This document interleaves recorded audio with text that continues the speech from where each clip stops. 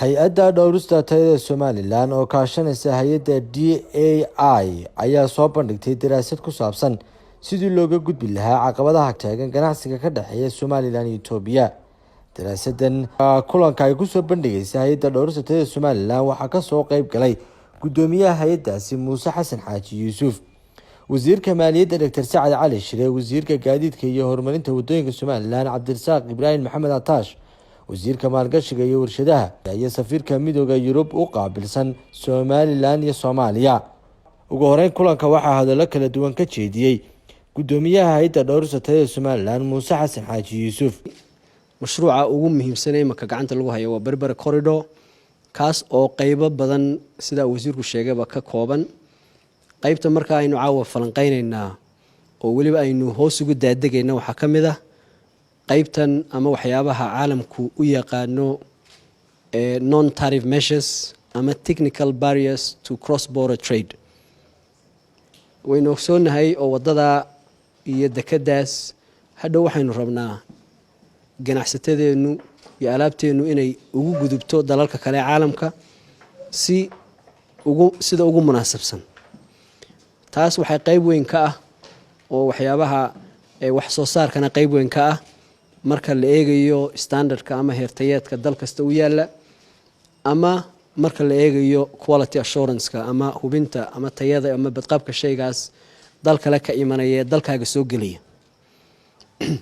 marka waxaa jirtay ama caawa la soo bandhigaya haddii Ilaahay ka dhigo daraasad ku saabsan sidii carqaladahaas marka hore waxa ay yihiin, qaabkay u eeg yihiin, waxay ka kooban yihiin iyo sidii looga gudbi lahaa oo aynu ugu sii diyaar garoobi lahayn intaa aynu mas-uuliyiinta ama wasaaradaha ama laamaha dowladda ee kala duwan ay ku hawlan yihiin hard infrastructure-ka waxa la yiraahdo, hadday dekadii tahay, hadday wadadii tahay, hadday free zone-kii tahay, sidii waxyaabihii hadhow carqalad iman lahaa aynu imanka uga sii hawlgalno. safiirka midowga Yurub, wasiirada wasaaradaha maaliyadda Sacad Cali Shire, gaadiidka iyo horumarinta wadooyinka Cabdirasaaq Ibraahim Maxamed Ataash, maalgashiga iyo warshadaha oo goobta ka hadlay ayaa yidhi.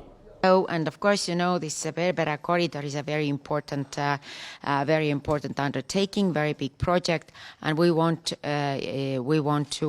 to contribute to that. So, and I really hope that this study is going to be useful, although very technical. waqti dheer iyo juhdi dheer iyo hadal iyo time iyo meeting badan baynu u soo galnay projectigan muhiimka ah ee maanta aynu gacanta ku haynay Berbera Corridor. maanta marka waxaynu hor yaalla waxa inaynu iibino sidii bili aadamka kale inoo la macaamili lahaa, inaguna aynu uga faa'iideysan lahayn, taas oo ay tahay fududeynta waxyaabaha la taataabtay sida hadda uu sheegay gudoomiyaha hay'adda quality control-ku. haddii aynan standard grain service-keena iyo shaqadeena ma iibin karayno waxaynu doonayno inaynu iibino.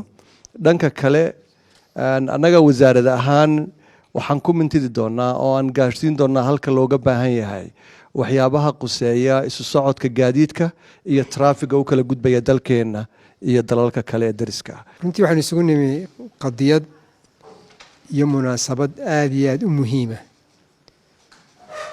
qarankeenana u muhiima, gobolkana u muhiima.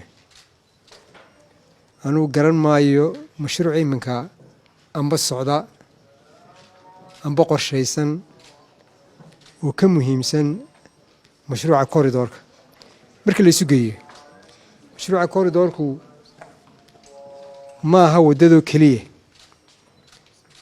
uu fara badan yahay. wuxuu ka bilaabmayaa dekeda, wuxuu ka bilaabmayaa waxaa ku xiga special economic zone-ka, airborro ayaa ku jira.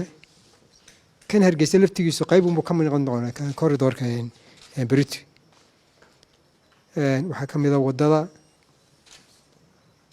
waxaa ka mid a waxyaabo fara badan oo la xidhiidha logisticska.